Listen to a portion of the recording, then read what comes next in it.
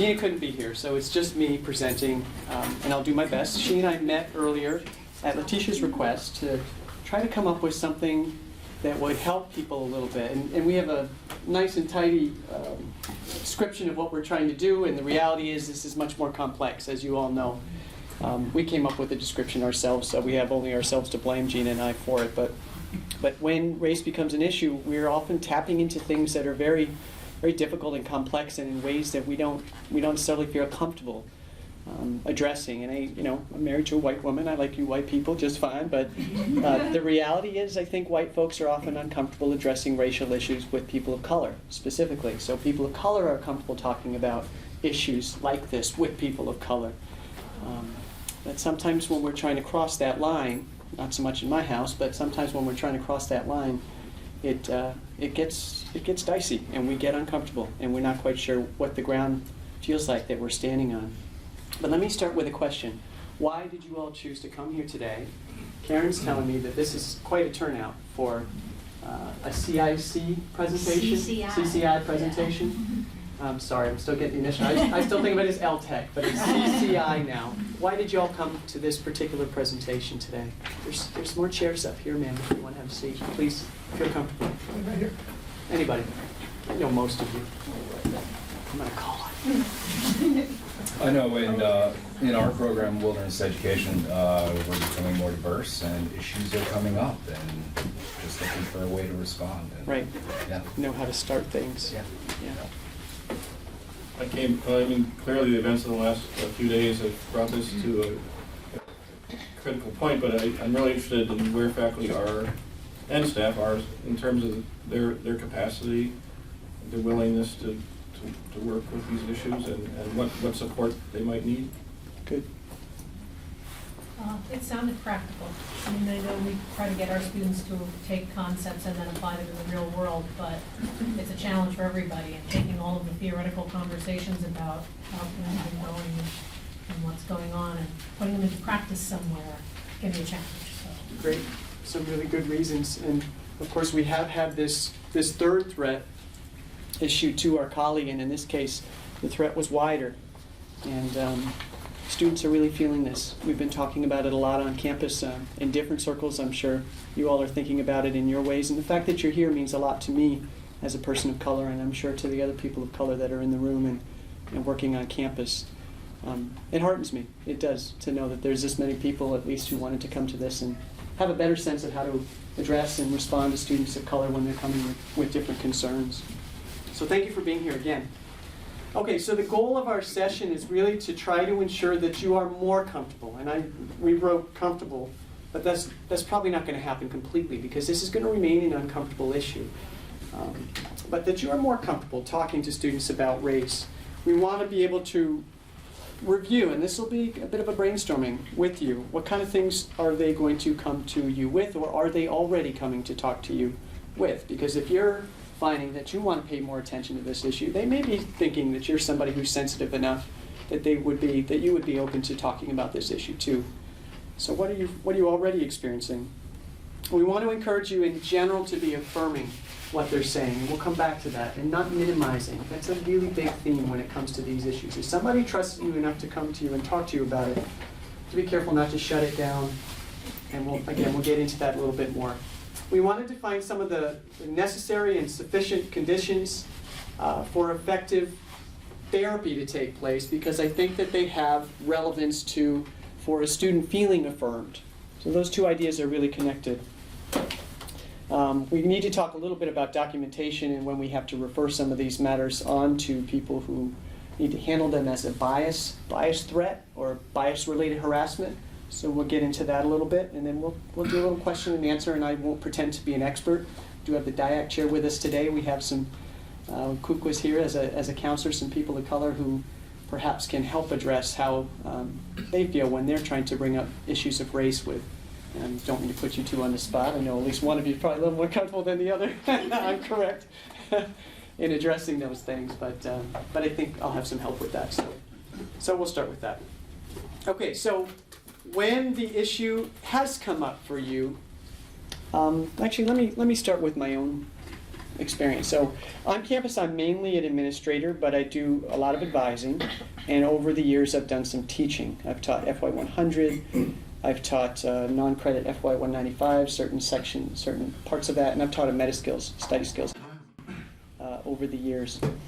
One of the classes that I taught over the years was FY 100, and we've tried different iterations of what we thought might work with EOP students in terms of FY 100. One of them is to offer it within a FIG, or first year interest group.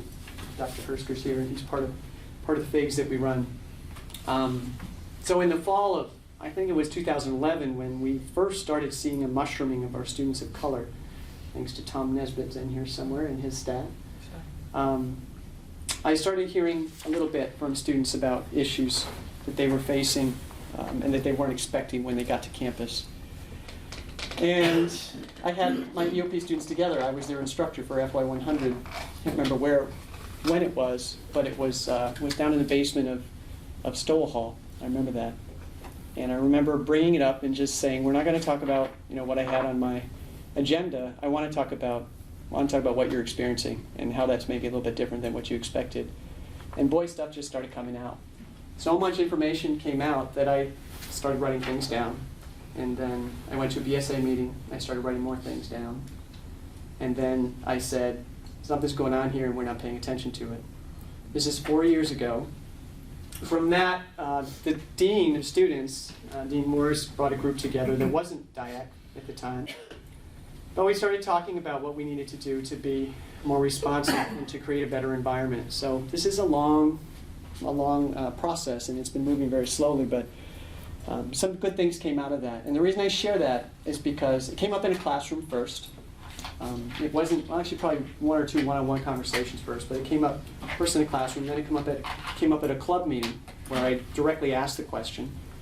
And then some good things happened. Once I, unfortunately, had to write things down, I wrote things down and was bringing this notebook around to people and saying, hey, look, there's an issue. But some good things happened. So I'm not suggesting that you have to be writing things down as you're talking to students, but I am saying, if you listen, sometimes good things happen, sometimes change starts there. And more importantly, I think students will really feel like you're listening, and will feel like this campus is more theirs too. So anyway, where have you noticed, or where have you been when students are bringing up these issues with you? I presume they are. And you suggested that was happening a little bit in your circle. How about you all? I just had a student come into my office to work here with Sears. She told me that she was... You work here in the library, ma'am? Yeah, Yep. in the library. I work in the research center, so I am the only librarian on the first floor. And she is a student who often comes in the research center to work. And she told me that they were making the rounds. She didn't really describe who they were, but group of students, and asking each of their faculty members whether they were aware of the third note.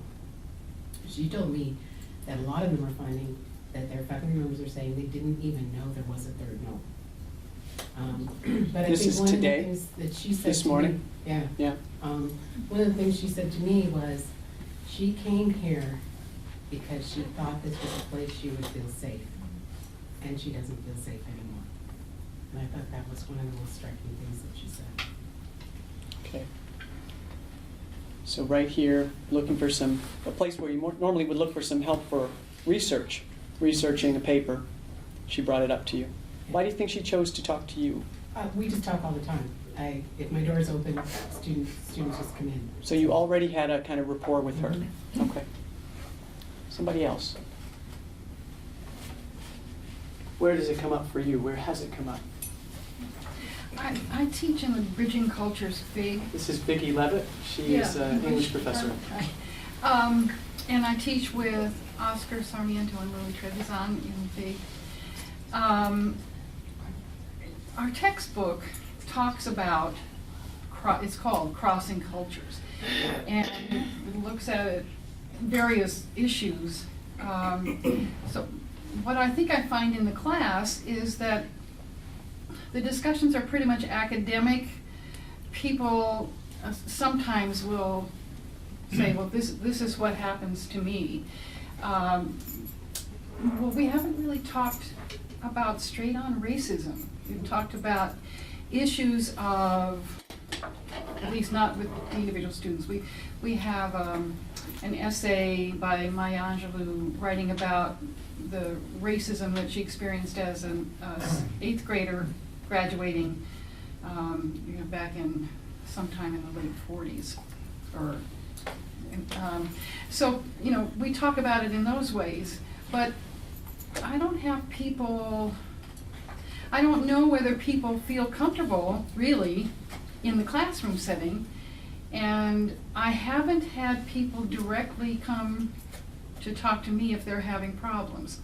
I had an email from a student who said that she felt unsafe coming to class, and that's all I've had. So I don't know how to open the communication lines for people who might want to talk to me. In a sense, you're expecting that it's going to come up, and it's not really. Yeah, and coming when up. it comes up in class, it's academic, even when students are identifying with certain situations.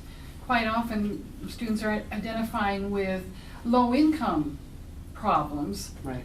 but not directly talking about race as an issue or an element of low-income problems. Right. And not to digress too much, but I want to say that in the fall of 2011, when I brought it up, I'm one of the few dark faces in their life as far as a professor or a lecturer standing at the front of the classroom, and it hadn't come up. It was probably October before I brought it up and said, I'm hearing this one-on-one, and I didn't hear from you, in here. What's going on? How are things going? And then all kinds of stuff flowed out. Mhm. So I had to offer a kind of invitation that it was okay. Mhm. You know what I mean? Like we weren't going to have our regular class. We got in a circle. I changed the environment. We didn't sit behind rows. I tried to be clear that it was going to be a discussion at that point. I think that probably helped a little bit, but yeah, lots and lots of stuff came out. So, other people where it has or might come out? Hi, yeah. Last semester and this semester, some of us, Lonell, Woods, David Heiser, Jim Fryer, Jeff Conrad, and Rob Hinckley and I have been having some small group student dialogues in the Shoes Project, Circles of Understanding, and in those discussions, which were 4 to 13 students at a time, with them controlling the content and mixed groups in terms of race and background, things have come up. So a lot of the African American students reported things like the N-word being written on their whiteboard in the dorms, and many stories of that kind. Many students were concerned about cliques on campus, and some of the white students were concerned that they didn't know what to say. They were afraid of saying the wrong thing, and so that maybe keeps them from talking to African American students, or certainly talking about race. And concern about group work in classes, that many times it's uncomfortable when it's time to break into groups, and certain patterns happen in that situation where someone is not welcomed into a group that ends up standing by themselves, and if it's a person of color and there's a bunch of white students who already know each other and they just sit together and start a group, that the teacher doesn't know how to intervene, or sometimes the way the teacher does intervene draws attention to everyone's race, which makes people more uncomfortable. Right? So the students' advice actually was, just put us into groups, tell us who to be in a group with. Don't leave it up to us, and make a mixed group without telling us why, and just do it. But anyway, things like that. So these are good settings to share, but we haven't had very many volunteers. We haven't had many students say they want to be in these dialogues, which I understand. Right. And it's added time for them. We should talk more about it, because I can get you groups right Yeah. where we can do that. But So we're ready to, we have a whole team of people, so we're ready to. But Lonell and Rob Yeah. created a space, Right.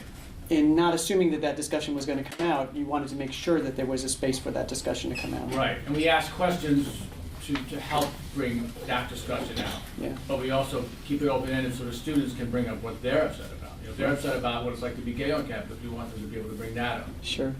Yeah. But that is one of the things that comes out. Yeah, that's coming. Each time. It's coming out a little bit. That maybe we need to create that space for, making sure the students feel like they're going to be affirmed and that we're actually okay to have that conversation in a classroom or in a particular environment. So if you don't mind me saying here, if any of you have a student, know a student who wants to have that kind of conversation, have them email shoes@potsdam.edu and I'll connect to them. And at this point, just to, again, not digress too much, but this is one of the good things going on campus, and we want to make sure that the opportunity is there. Is it groups? Like, in other words, do I have to have a defined group that's going to meet with another defined group, or? No, it's individuals, but we could also combine. Do it either way, okay. We want to get diversity in the room. Okay. So, yeah. But an individual student can tell me where they're from, and then I'll put them in a room with someone else that's not from a similar part of the state. Okay, Right? That can do a lot. great. Other people, places it's come up for you, go ahead. I didn't think about it until Phil mentioned this group work. I did have a group in one of my blogs. There was one young woman of color who was in the group. Everything seemed to be functioning quite well until, well, I take that back. In the beginning of the semester, the white girls came and said, we don't want to work with her, she doesn't do work. And I said, well, this is the beginning of a new semester, I'm sure she'll be fine. I didn't hear anything else about it, and then towards the end, this young woman of color came to me, and she was quite upset. And she said that they weren't working with her, they were not sending her communication, she didn't know when the work was supposed to be done. And so I asked her if she'd be comfortable with me having the group come and sit down, and I actually invited Debbie Conrad, who was the department chair at the time, to come and sit with me when we talked to the group. The group didn't want me to let her know what was said and that they were unhappy. And I quite frankly didn't agree with that because I thought that the problem was we had to have open communication. This young woman, I told her how courageous she was. I couldn't even begin to imagine how uncomfortable it had to have been for her. She looked at these other women, and I commend her for this comment because what she said was, you all don't know how scary you are. She said, you all don't know how powerful you are. And I looked at the rest of them and I said, she's right. They were very intimidating. It eased up. The girl was there. I did tell the young woman of color, I said, do not worry. I see your work. I know what you're doing fine. If you feel more comfortable, you can submit your portion to me. I'll make sure that it's evaluated fairly. At that point, it was almost the end of the semester. But it's that idea of having them form their own groups. And up until then, it's worked really well. Mm. But she was one person in a class that was all white. How difficult is that from the beginning? I mean, right away, the perspectives and the way that she's going to see things and the way they see things is very different. But for her to, I mean, it took her that long to actually trust me enough to come and talk to me. And I think maybe that's part of the problem is I'm white. How does she know she can come and approach me? Mm-hmm. I mean, if I were of color, I'd be more comfortable approaching you because I would think you would understand my point of view of that. So, I mean, I think we still have that issue that's there too, if there's been a level of trust has been broken. So, I mean, that was what I ran into. She ended up finishing successfully, but I don't think she's going to graduate school here. How many people have had a student of color approach them one-on-one with an issue? Pretty good number. Me too, yeah, of course. Yeah, me too. And by that, of course, I mean an issue involving race. You guys were answering that question, right? Okay. Okay, so let's get a little bit into the nature of what they're coming to you with. What are they saying to you when they come? What is it that they're having trouble with that relates to race? Yes. It's Carly? Carlene. Carlene. Thank you. Actually, Carlene mine's sort of an interesting situation, and I'm very privileged to be mentoring a student in the SIM program whose research is on, her capstone project is on the Negro vaudeville, the history of the Negro vaudeville. It's very fast. She came up with it on her own and did some very fascinating research, and her project is going to be reenacting a minstrel show based on Pat Chappelle's a rabbit's foot minstrel company. And so we've been working on, been mentoring her through this, and And Carlene, you teach, I direct opera and music theater and all that kind of so you're in stuff. Crane? I'm in Crane. So a lot of this is performance It's related all to begin with? performance practices, yes. Good. And we were meeting, and this was several weeks ago, and we were sort of talking in general. She said, well, the cast, she's like, well, my cast and I are, kind of having a bit of an argument. And she kind of hem and hawed, and I said, well, what's it about? And she said, well, if you look historically at the types of text and poetry and, plays and skits that were put on, there was a lot of language that would be considered, very controversial today. And so we talked about the kinds of language that was used in those types of shows. And she was arguing because she didn't want to rock the boat. She wanted to kind of, lessen that controversial element. And her cast was saying, no, we want to do it. And she's looking to me to support her. And I said, honey, I've really got to support your cast on this, because if this is, you want to do an accurate historical reenactment, then yeah, you're going to have to use some of these words. And, we can post triggers and things like that so that people are aware. But I said, who are you afraid of offending? And she really kind of, it came back to, finally she admitted, she said, I don't want to offend people like you, indicating me. I said, you mean professors, or do you mean white people? And she finally said, white people. And I said, I think that this is so we talked more about it. And I said, yes, it will be uncomfortable, but it's important for people to understand what this historically was, how this historically was done, and so it was a privilege to have that type of a conversation, that I felt was open, and that she felt comfortable being honest with me. And I have to say, she's become over the semester much more confident person as a result of working on this project. And so it's been a really interesting, it's approached, she didn't bring up the issue sort of immediately, but that issue has come up. And so I was really gratified that she would feel comfortable enough speaking to me about that. Mm-hmm. It's a good sign. Yes.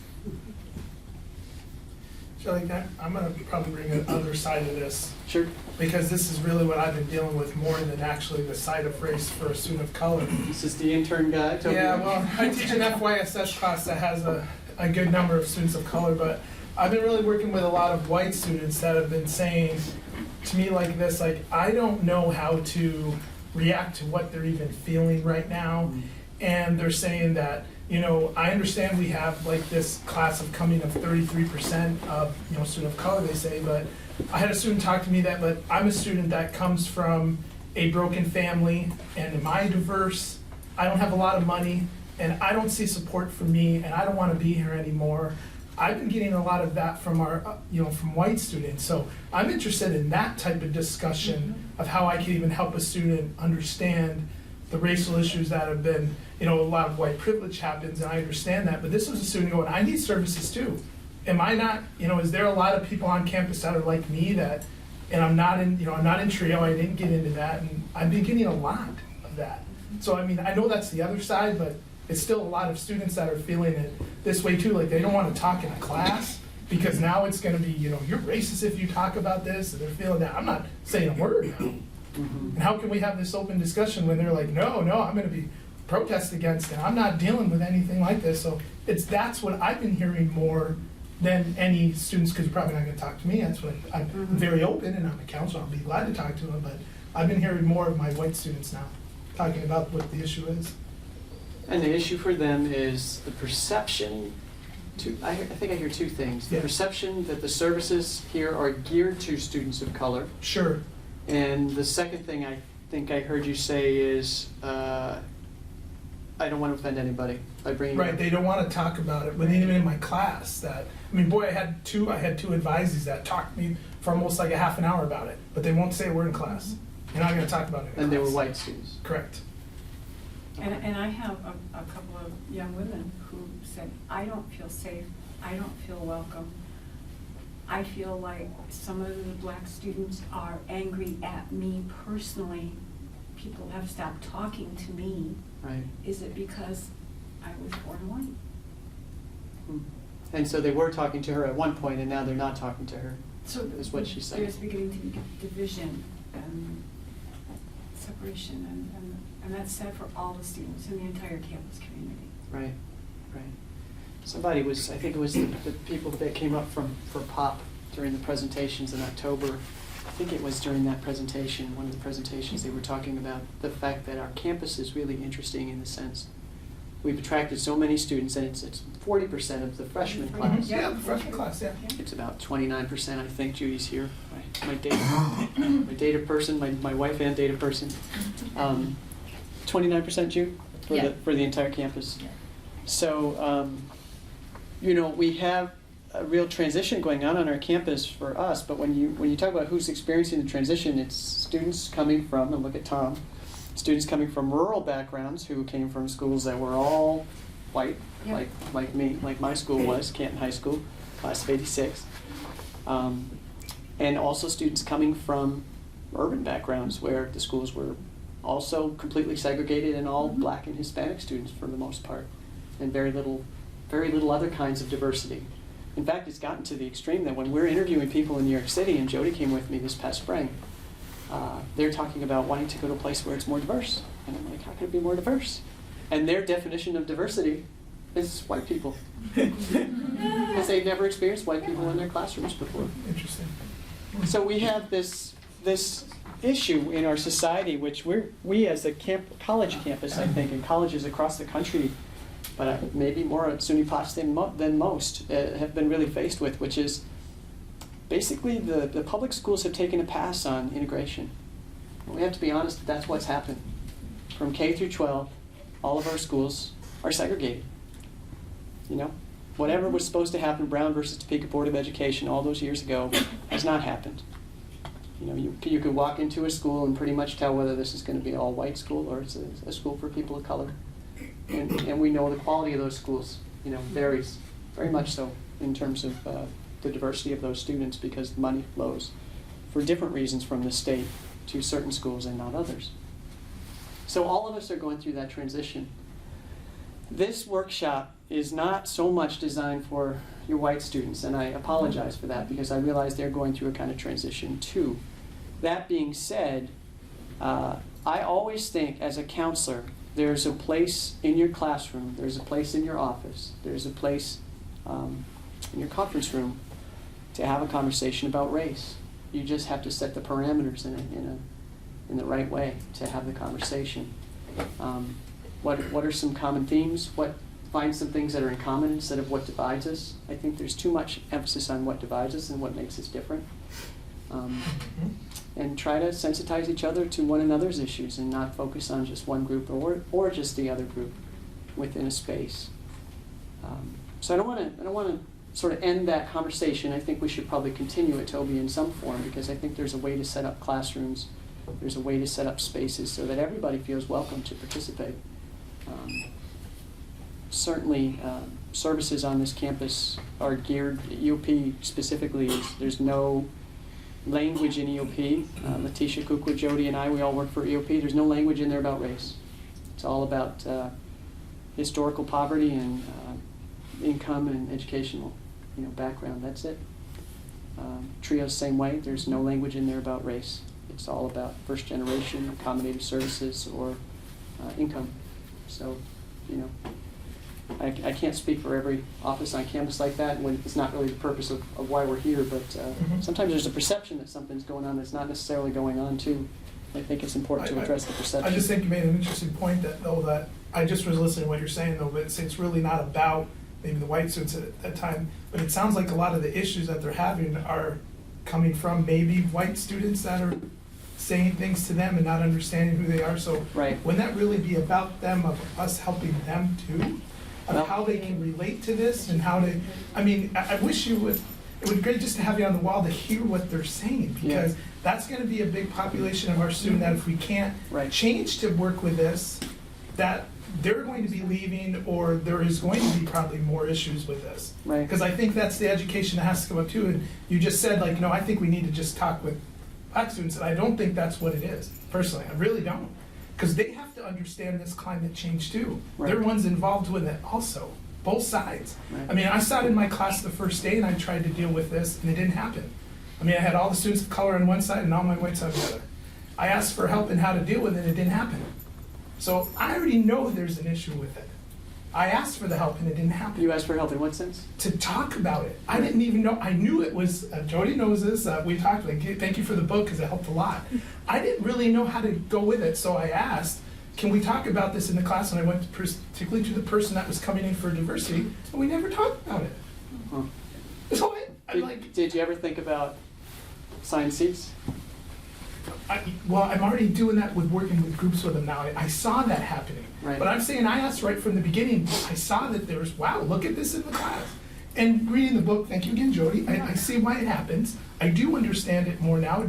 It's never happened in a class. I've taught 10 years in FYSS, and I've never seen that happen. Did you probably I did haven't had this that year. number of students of color before either? Correct. Yeah. And something happens when a certain number of people of color enter a room. So I had white students talking to me about the side of this, and the black students of color really Right. not. Right. Well, So it was a real big, like, different type of I thing. mean, I think I remember, let's think about what's happening. When students of color come to campus, they're almost all coming from New York City and that region, right? They're almost all coming from urban areas. They don't know how to help you. You know, they're coming from an environment where it was all people of color in their classrooms, and now here they come into an environment where, okay, this is a lot of white people. Still for them, they don't understand what I'm saying when I'm like, no, this is a lot of people of color, and they're going, no, this is a lot of white people. Right. This is what I get back from my Right, students. Like, yeah. what are you talking about? Absolutely. This is a lot of white people, right? Yeah. And the white folks are saying the same thing. Whoa, I'm not used to having all these people of color. I mean, still they're the majority in your classroom probably, or in most classrooms at least around campus. But it's still something they're not used to. Yes. They're not hearing these voices. They're not hearing these mannerisms. They're not hearing the way that people express themselves in different ways than what they're used to. So, you know, you're taking two groups of people who have, through no fault of their own, been born into certain situations, segregated throughout their entire lives, and then we say, here you go, SUNY Potsdam, right? Welcome. Sorry. Mix, be happy. Yeah. I mean, that's not just going to happen, right? We can't expect the students to solve that as a larger societal issue. This is where the rubber meets the road, and this is the challenge, I think, that faces SUNY Potsdam, but it's facing all colleges across the country which are facing this integration, because our society itself is browning, like it or not. It's what's happening. Our society is getting darker, and as it does, and the young people specifically, right? The public schools are very soon to be majority people of color. As that happens, of course, as they get older, they're going to enter college. And they enter colleges where the federal government is saying, we will subsidize your education. We will give you money. We will give you loans. We will give you grants. We will make it possible for you to go to school. This wasn't happening with high school. Nobody was giving you financial aid to pick which high school you wanted to go to, so you had to go to the one that you were given. Right? And we can get into all kinds of politics about why, even in New York City, this school stays white somehow, generation after generation. This one stays black somehow, generation after generation. But we know that game's being played. We know that racism is operating in New York City just as it's operating in Potsdam, which is something I have to remind my students of at times. But this is not something we can solve in a 45-minute period. It is not something that is going to be simple. It is something where we can create a space within a classroom where people feel safe and comfortable and they feel affirmed when they're within a certain environment, where the rules are known and they're enforced consistently. So that we can do, right? Mm-hmm. Maybe we should stop there. I mean, I have a whole thing, but what would be some of the, Letitia? I think the most important things when you have white students that come up with those sort of statements saying, you know, I don't feel comfortable around black people, or I feel like they're getting more resources. That's the time that you need to stop and educate your students. White people have tons of resources. whether economic status or not. There's a lot of white privilege in our country based on education, healthcare, housing. And so really stopping at that moment and saying, listen, you have privilege and you have power of just because of your skin tone. And so really helping them understand that really you are able to navigate the climate of your classroom. Those white students are able to do that. And really understanding the amount of power that they have, whether of their social economic class or not, they need to understand that. And so when we tend to start having these side conversations with Black and Latino students, you start to give them the understanding that as if they have power, where in perspective, they really don't. There are more white like names are going to get hired for a position over an ethnic like name, right? Mhm. And so having them understand these minor details of their reality will really help them understand that right now, I understand that you're feeling this way because there's a different ethnic group in the room, but you need to ultimately understand that you have control of this. Those white students, it will feel great.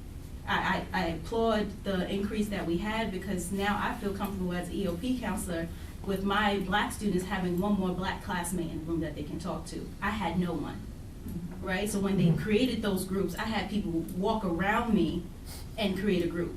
And I didn't say anything until the end of the semester. And so some Black and Latinos are not waiting until the end of the semester. Now they're saying something before. And so really helping these white students understand, and as white faculty and staff members, you are the key people in this transition into help.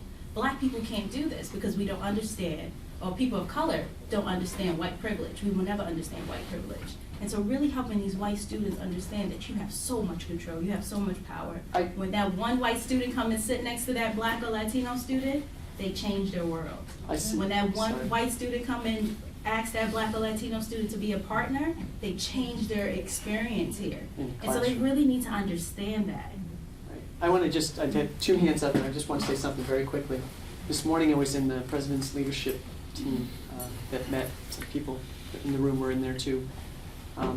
There was a moment in which we were kind of describing students of comfort on campus, and it's amazing how I shut it out. I guess it's just something I don't want to deal with, and then suddenly it awakens in me, and I realize that I don't want to go in this room. Like, if Judy and I are driving in a car and we're going to Albany, kids in the back screaming, whatever's going on, and we have to stop somewhere, I have to think very hard about where it's safe for me to walk into as a 47-year-old person of color.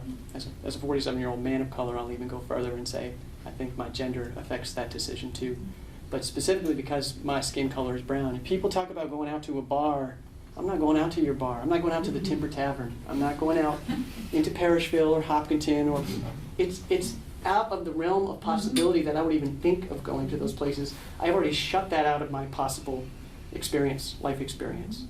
I don't have any desire to experience what I'm expecting to experience in the bar, right? And there's bars in Canton that I've gone to, and I've literally stopped, and the Native American people that I was hanging around with, my friends and I, looked at each other and said, we need to leave. And we left. And that was it. And I never went back. Never once set foot back in, I grew up in Canton. Never once set foot in that bar again. Now, I don't go out to bars a lot. Judy can tell you the last time I had a beer was probably sometime in the summer. But I don't have the choice, right? And so if you're a student of color and you get to this campus, imagine how quickly your world gets small.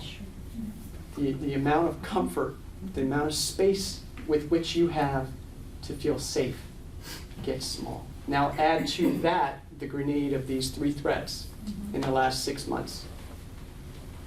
And yeah, I mean, this is the white privilege that you all, no disrespect to anybody in this room, that you all don't have to understand because you don't live in our skin. You know, so I don't mean that in any way disrespectful. I don't want to shut down the conversation. So you go ahead and then Alan, and please tell us who you are as you're speaking to. I'm Shirley Crambosh. I teach at Crane, and so because of the nature of my job, I see students one-on-one almost all the time. And I've had just some pretty horrible experiences in the last year with students having problems with another faculty member in Crane that has gone through the proper channels and just not great. But one of the things that I was thinking while you were speaking is that And especially going off of what Toby said earlier, there are many white students who do not understand their white privilege at all. They don't they may feel like, well, you know, my family had no money, my father was a locksmith, we lived on $12,000 a year and there were 5 of us. What do you mean I have white privilege? I'm like, well, you're still a white man. That still affords you privileges that a black woman could not, you know, just like the bar you're talking about. It's a very different thing, and I think that there's poor, and then there's poor and black. right. Well, yeah, I mean, exactly. It's a different layer. And there's middle class, and there's middle class and black, Right. there's middle class and Latino, and there's, Right. you know, there's all of these things, and to make them understand that their experience of the world is maybe not the only experience of the world. Right. I think is very helpful and can go a long way. But my main goal is to make students feel comfortable coming to talk to me, even if the conversations are not always comfortable. And I want to get back to that, but Alan? There's a great article that I use, actually I think a lot of us use, if you want to illustrate white privilege, it's by Peggy Macintosh. And Peggy Macintosh's argument is not that people of color are underprivileged, it's that that white people are overprivileged. And she likens it to an invisible knapsack that everybody with white skin carries around with them. And she's got a list of things that she points out. You know, I can shop in the store and not have to worry that the security guard is watching me. Or Alan, I can. one more time. Yeah, it's Peggy Macintosh. I think it's called The Invisible Knapsack of White Privilege. But, you know, I can, you know, people will not look at me and say, and ask me to speak for my entire race. It's a great conversation that, and I'd be happy actually to refer it to anybody who wants it. So I want to get back to Shelley and her point, because that's the next thing that we're trying to get through. We don't have a whole lot more time. So how do you create a warm and comfortable place for people to come in? You're saying people are coming to talk to you. Yeah, How do you create that space? 1:15. On my door is a sign that Louise Tayo provided to me some years ago that says, "I'm willing to talk about," and it lists transgender, gay, race, body issues.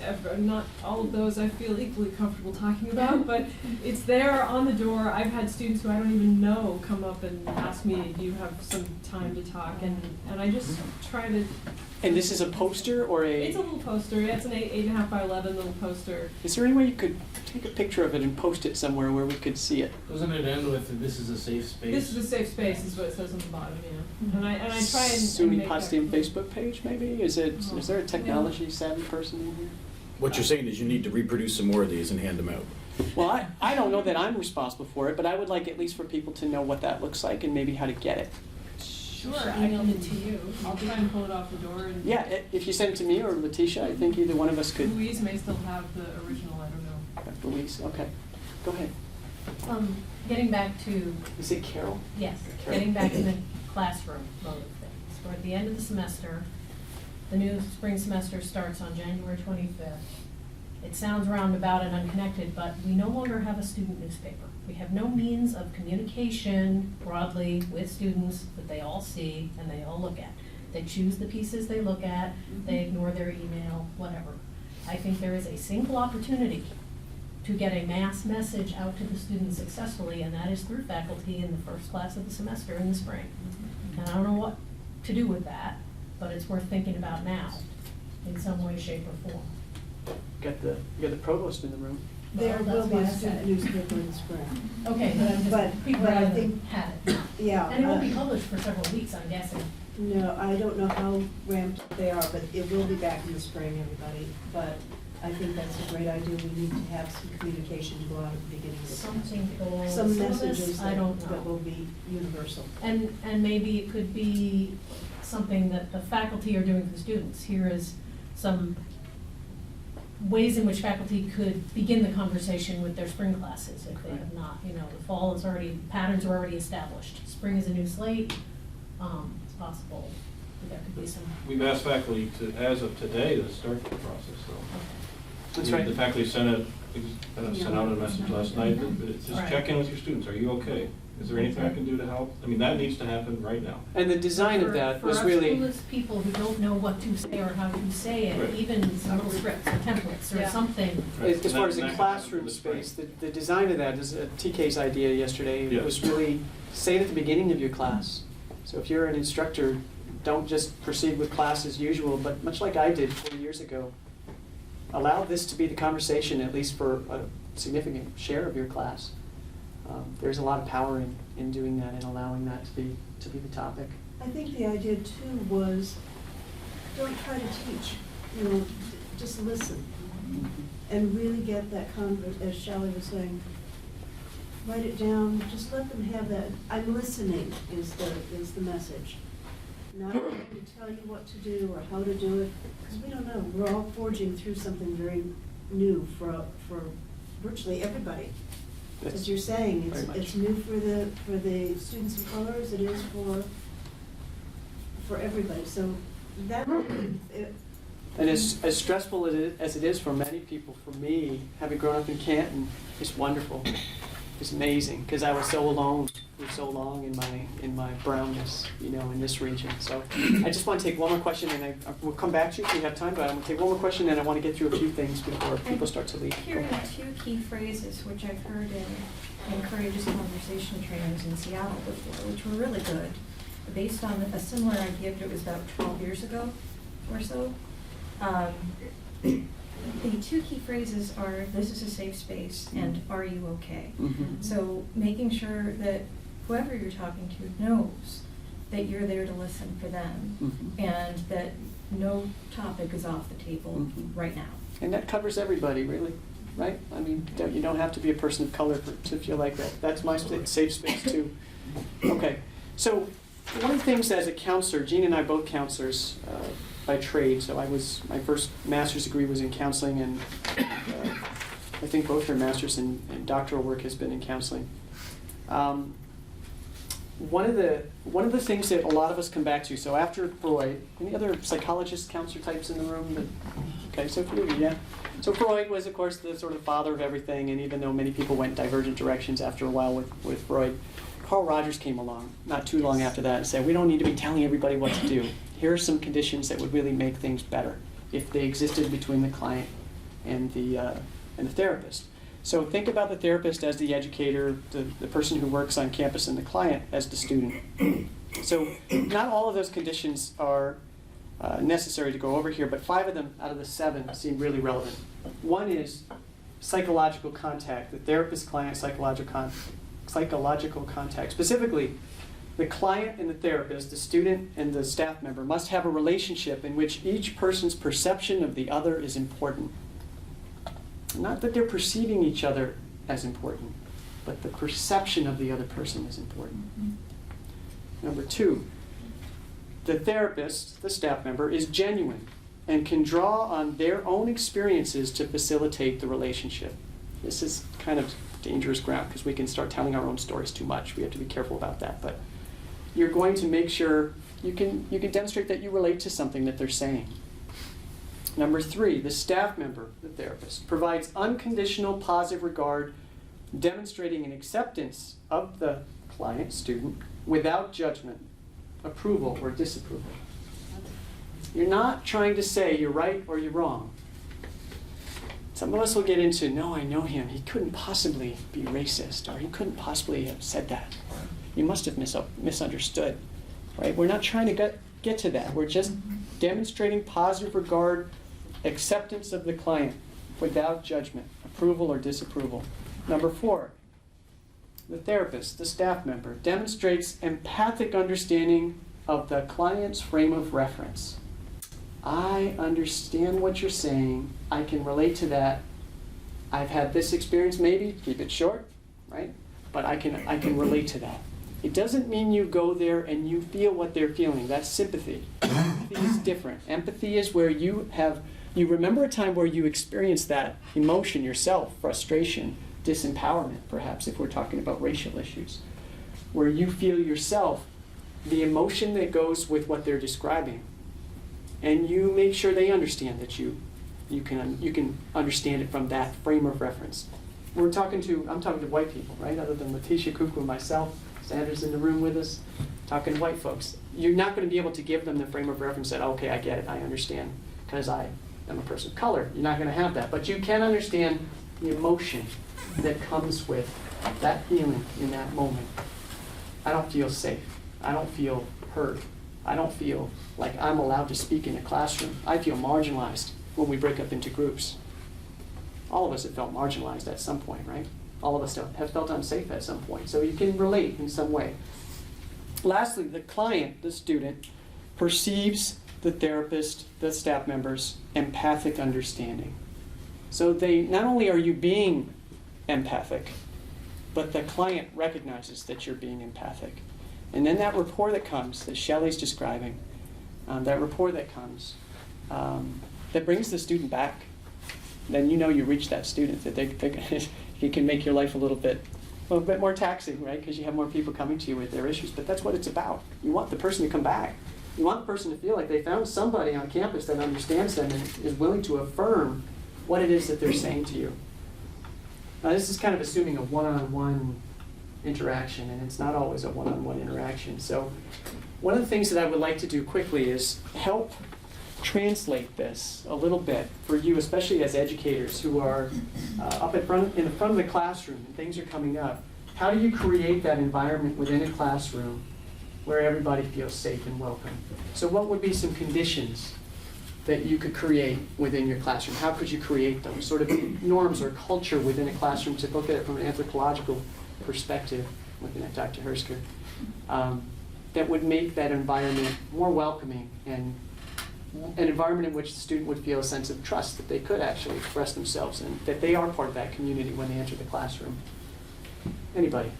I don't think I would start by dictating to them what the parameters were going to be. I'd Great. let So them- what would you do? We have a discussion and come to consensus as much as possible about respect and active listening, and So you're coming up with rules. they are. Right. It's their You community. collectively are It's coming their up with. community. Let them come up with the rules and probably consequences for behaviors in the classroom.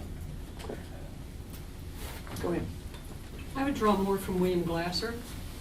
The first step that he has is make friends. Yeah. So I find that the more we know about another person, the more we realize we might share things in common. It draws us closer together rather than pushing us apart. And so rather than formally coming in and saying, okay, we're gonna discuss something, here are the parameters of what we're gonna do, what's considered safe, instead it's, let's find out more about each other. What do we all share in common? So I would address it more broadly in the beginning so that we can create more a community of friendship. And then slowly you can start moving towards the work. Because to me, when you're starting to work on an issue such as race, you're stepping into heavy-duty work now. Yeah. And so you really need to make sure the foundation's been laid well so that we're friends. We understand each other, and then we can go back to that if we need to. So what if you think you're never going to talk about race anyway in your classroom?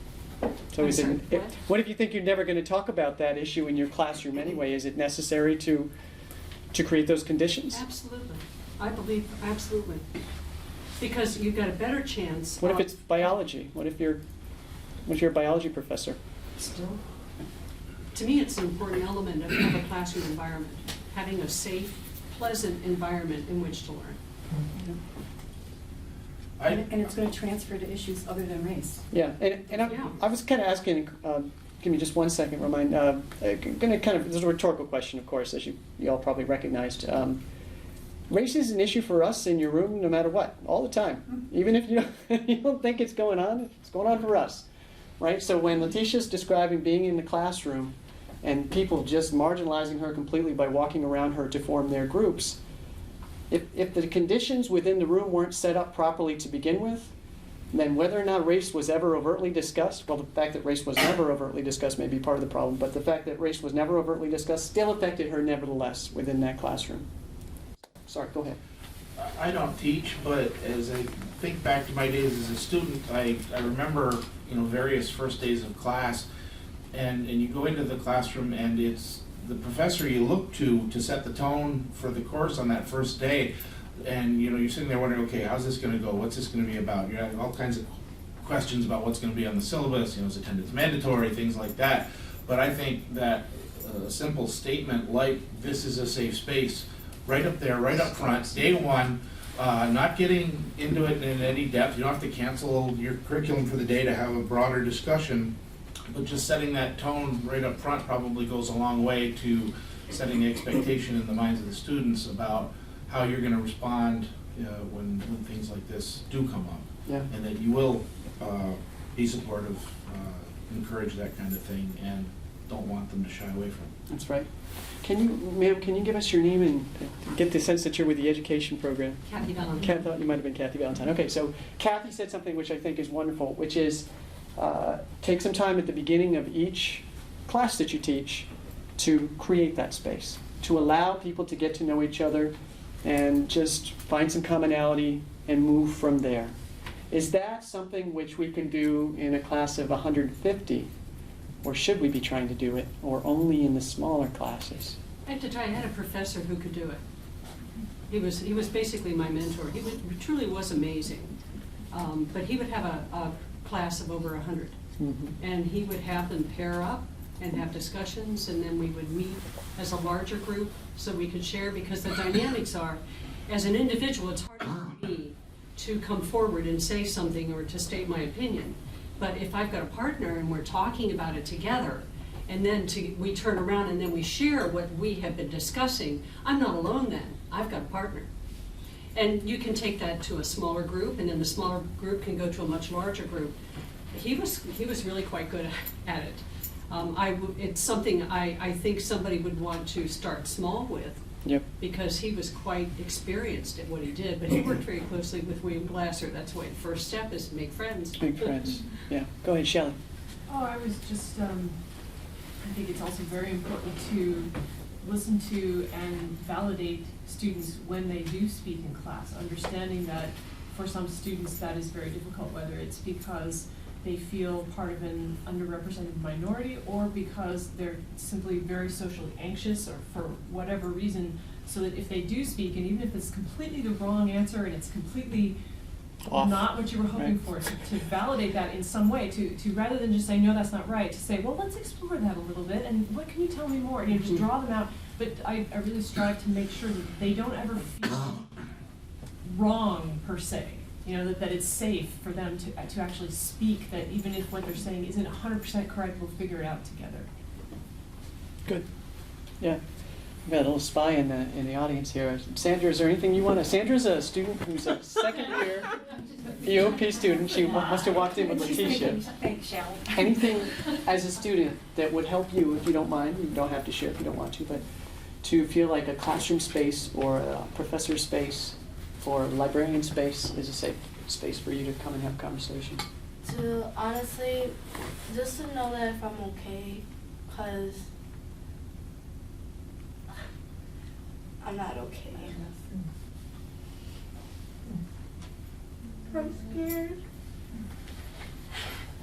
And I had enough, and I'm tired of even my own friends, let alone my roommate, understanding, and she's a freshman and she's scared herself. And just know that when we all come in a classroom, just a simple hello, how are you doing, if you're okay or what, will be fine. You want to know people care about you when you come into that space.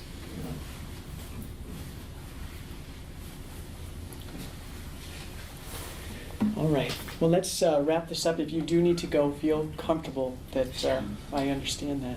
Oh, sir, did you still want to speak? No, I'm good. Okay. Okay, so there are some times where the stuff that students are telling you is not just about microaggressions, it's not just about feeling marginalized, but some really misconduct of some kind has taken place within a room. So I want to just get through what that looks like too. So I looked in the Code of Conduct, and I took a couple quotes from it. The conduct that limits or denies equal treatment of another person based on race, religion, gender, any of the marginalizing characteristics. We could go to sexual orientation, gender identity, etc., disability. It's prohibited by the campus. Conduct that interferes or limits the ability of an individual to participate in or benefit from the educational institution's program or activities are also prohibited. So it's kind of broad. I realize it is. You have to, and to find the Code of Conduct, unfortunately, you have to find it. Yeah. So you could type Code of Conduct into the Potsdam search box now, but we don't have it in our undergraduate catalogs anymore. So if you do that, you will find the code of conduct, and there's a section in there that talks about that. But if you become aware of an issue that is so strong, it goes beyond just somebody being insensitive. Again, being repeatedly insensitive could be cause for harassment charge. Yeah, that's a conduct issue. But then this could go to a number of people on campus. One of those people is in the room with us. Is Letitia Fussell, who's the DIAC chair. Do you mind if I give your extension out? No. It's extension 3178. Louise Tayo, who's the Center for Diversity director, interim director, her number is 3272. Susan Stebbins, who's the assistant to the president on issues with respect to Title IX. Susan's at 3372. One was 3272, the other is 3372. And then I don't have Amanda's number. The internet, our search box wasn't working too well. 3172. There you go, 3172. They're all very similar. So 3172, 3272, 3372. And then Letitia's is 3178. You have to be the outlier. So a number of those people are on the bias response subcommittee of DIAC. I think 3 out of those 4 are. And then, of course, you have Susan as well. So I don't know if there are any other questions or comments. It sounds like Letitia would like to get in. I want to say that, Reese, what Charlie mentioned earlier, is going to be extremely difficult, and we all are going to make mistakes. And so be okay with that. With those mistakes, also be willing to apologize. The power of apologizing to a student is so powerful. And so be willing to do that. But with that apology, also make a conscious effort to not make that mistake again. Because you can apologize and keep doing what you're doing over and over. And if once a student sees that or notice that, then they will never want to come back to you. So be okay with making mistakes. You are going to make mistakes. You're not black, right? So you're going to make mistakes. But also with those mistakes, if a student comes to you or a staff member or another faculty member and they tell you that you made them feel uncomfortable or you said something, acknowledge it and apologize. I know there's a lot of people that I have interacted with, not anyone in this room right now, is not willing to apologize. And that can solve so much, so much. And once again, with that apology, try not to do it again. Cool. I don't want to put you on the spot too much, but is there anything you want to add or not? Not really. Okay. So, this is so ripe, and we started with that. I want to come back to it. We're right now at the moment, on this day, dealing with 1 week ago this third threat that Dr. Youngblood got, and I think it's more public this time that it was Dr. Youngblood who got the same threat. But the threat was broader than that this time. So and students are aware, many of the students are aware of the nature of the threat, and are feeling really unsafe, that it's not their space, that this is not their community, that they're far from home, and they want some sense that you care about them, that you are looking after them as your own. And the fact that you're here means a great deal to me. I think it means a great deal to your students, who are students of color specifically. It's a very difficult time, and I think if we do it right, time will remember this moment, history will remember this moment as a positive thing, as a moment when we moved in the direction we had to move in as a campus, to be an integrated place when much of the rest of society is unwilling. So take it on. I encourage you to take it on and be the people that we need you to be in order to support our students effectively. Reach out to us if you have questions. I mean, some of us would be more comfortable one-on-one than we would in terms of the front of the room. And we will be happy to try to help you through whatever the issue is. If you need us to join you, of course, we're pretty pressed in some ways because there's not enough of us on campus, and that's a whole other layer of issue. But we want to help. We want to help these students to get through and be just as successful as everybody else can be on this campus. So thanks again for coming. If you have questions and you want to stay back, I have a little bit of time. Perhaps some other people do too. Thank you, Sharon.